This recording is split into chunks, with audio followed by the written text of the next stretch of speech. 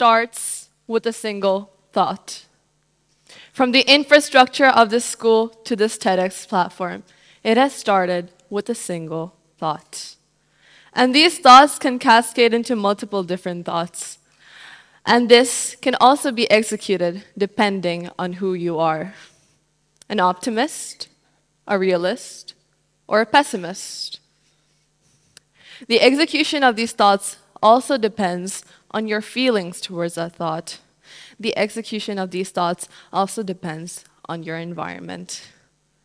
The human mind is capable of generating more thoughts than atoms in this universe. Protecting, conserving, and harvesting these ideas is important for all of us to move forward in civilization. Good morning, everyone. My name is Zafar. I'm an AS level student at Pristine Private School studying biology, chemistry, and mathematics. And I am also the founder of Alex Society, a student-based organization under Business Network International that aims to execute and educate students and the youth in general about the UN SDGs. I'm also the representative of the UAE at the Trust for Sustainable Living platform in 2022. If I was to describe myself with a single word, I would say that I'm a huge daydreamer. When I was younger, I was a bit silly and I wanted to become the Prime Minister of Pakistan. And when I was told that probably half of my other fellow Pakistani patriot classmates will also want to be the Prime Minister of Pakistan, we all just sat looking at each other and we were like, it's going to be hard. The statistics, when us dreamers are told the statistics of how unlikely it is to achieve something that we want to achieve, we get disheartened. We get humbled, actually. Yeah, there you go. We get humbled. And sometimes we get demotivated. Now imagine this. There is a young child in a slum in India studying in one of the schools with barely have any funding. And people are telling him, you will not be able to go and pursue your higher education.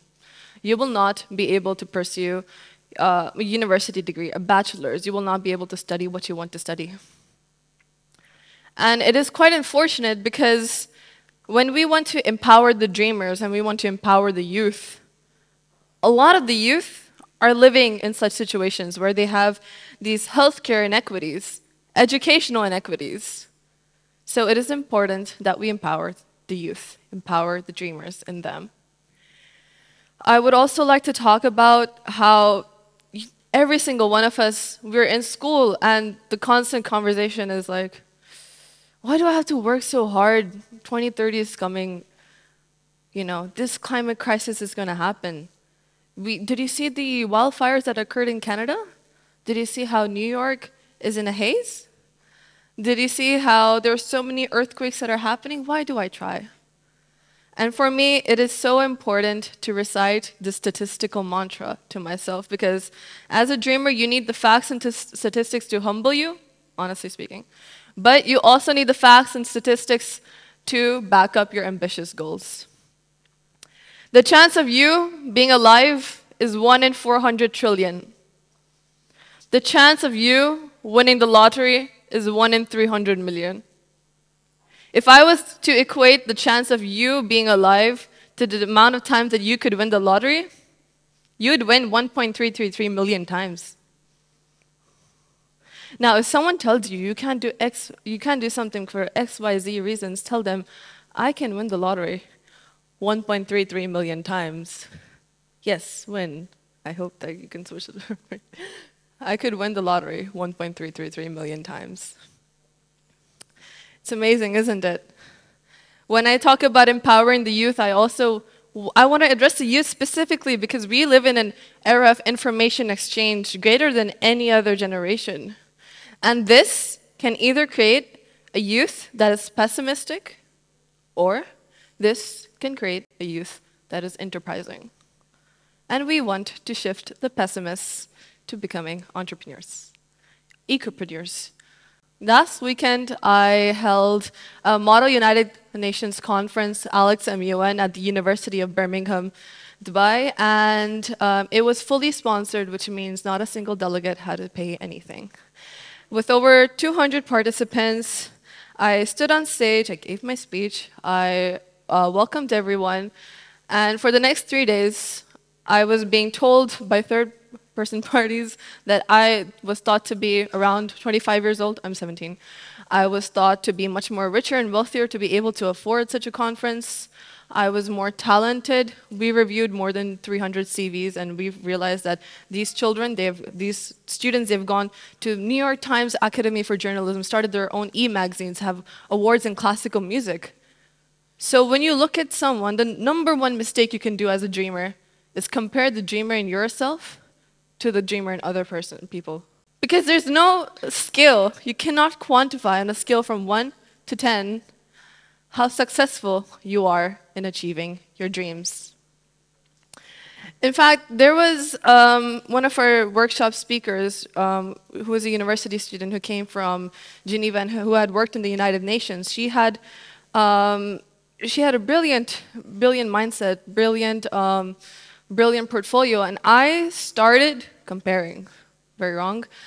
I started putting both the dreamers and us in a WWE match and told them, okay, let's compete.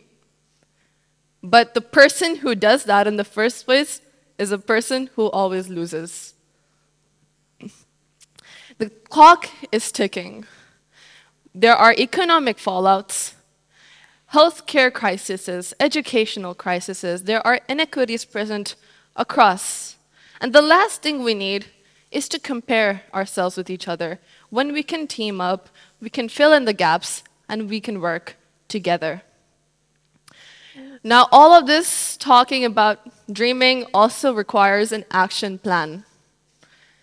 When I had first held the first edition of Alex MUN in 2021, I was in Karachi, and my grandmother, she's a politician, specifically a PTI counselor. So she took me with her to one of the elections in Karachi, and we were one of the first people there, and I was patiently waiting in my seat, hoping my grandmother would win. And slowly, the space started filling up. And I got more uncomfortable and more uncomfortable and more uncomfortable because there were such few women, and we were filled with a room of men. And the few women that were present over there, they seemed very comfortable. They seemed that they were there to win, and even if they didn't, they would go back home and they would continue working for the cause that they were aiming for. Because it isn't about the title. It isn't about the prestige. It is about helping people. And for me, that's really empowering because when we talk about climate change, even the United Nations has stated that climate change is not just a human problem, but it is even a greater female problem. In LDCs, less developed countries, there is a greater opportunity for men in those societies. And the reason is they're prioritized more. They do not need extra funding for their menstrual health care, and they are told that women will be more efficient if they were staying at home. That is a concern because we are slowly and surely helping women out in these LDCs, getting more educational opportunities, getting more employability opportunities. We are slowly getting there, but imagine another climate crisis. Another catastrophe hits. All that infrastructure that we've worked so hard to build would collapse. And then what would happen again? We would be back on square one. We would be back to prioritizing the men, unfortunately. So that's why the climate crisis is also a gender equality crisis. And that's why having women in power, the right women in power, is extremely important. When I was in Karachi, my grandmother took me to another gathering, and it was filled with members of parliament, members of the National Assembly, and we went over there, and the First Lady of Pakistan was also present within the crowd.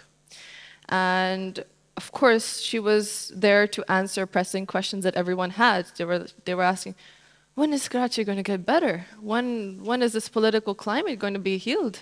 When are we going to have the resources to fund XYZ, issues that are happening? And she sat there and she listed down all of the funding, all of the grants, all the resources, all of the initiatives from Shakul Khanum Cancer Hospital to Hawa Women Empowerment NGOs. And the crowd was astonished because we often talk about wanting change, wanting to see change, but are we going to be willing to do it? Are we going to be willing to go out there, take the grants, take the funding, take the initiative, and make change? And in the very brief conversation that I could have with her, I asked her, I really want to be part of the cause, I really want to be part of the initiative to make our communities better. And she told me, Dua, you're in Dubai. How can you help out? Start your own initiative. And that got me thinking, because I thought I had to do extremely well in high school. I had to get the best grades, best academic portfolio, student portfolio, get into a top-shot university, an Ivy League, and then, just like Mark Zuckerberg or Bill Gates, drop out of school, make a multi-million-dollar business, and then fund the UN SDGs. But who said we even needed a high school degree to help people, to help our communities? Who said we needed a university degree to be able to start a business or enterprise of our own? Who said that we needed to go into the step-by-step order? It's a bit funny to me personally. Last year, when I was the representative of UAE at Trust for Sustainable Living, which was a platform where representatives from all over the world would come up virtually because of COVID, would talk about the pressing problems that are happening in their climate. And I was talking to the representative of Maldives, and she was saying that islands at Maldives have to be evacuated because of the rising sea levels. She was saying that there was so much historical and cultural items present. There were so many museums that were present that needed to be evacuated. And now they would be losing their cultural identity. Recently, I've read on the news that the nation of Tuvalu in the Pacific Ocean is putting their entire land on the metaverse because they are so scared of their future predecessors of not knowing where they came from. Isn't it saddening? Imagine if our own nations ended up in this situation.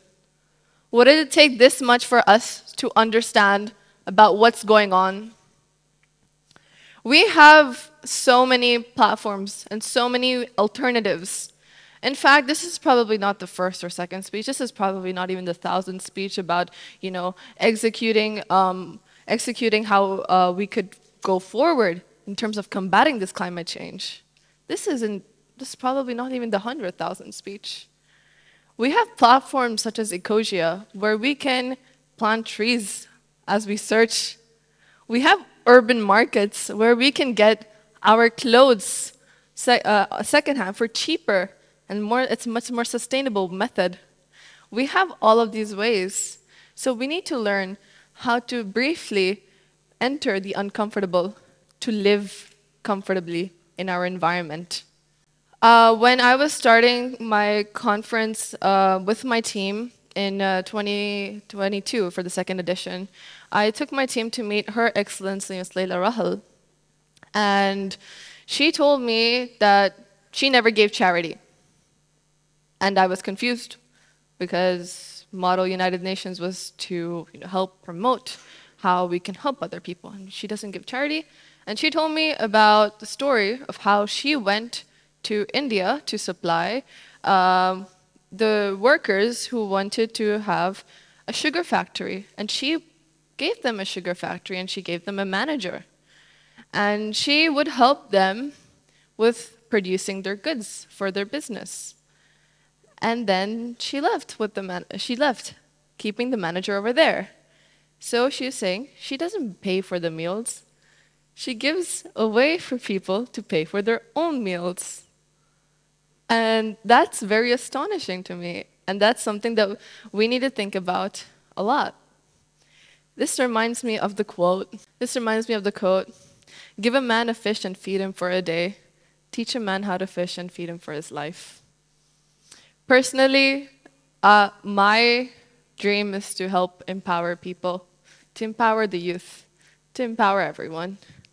This is my goal, this is my dream, and I feel like you do not need to be studying environmental sciences to help the environment. You can be in finance and computer science, you can do whatever you want and still help out in the cause. So I'm very thankful to be able to contribute to the TEDx platform for the third time, and I hope that my speech could have helped fire up some neurons. Thank you.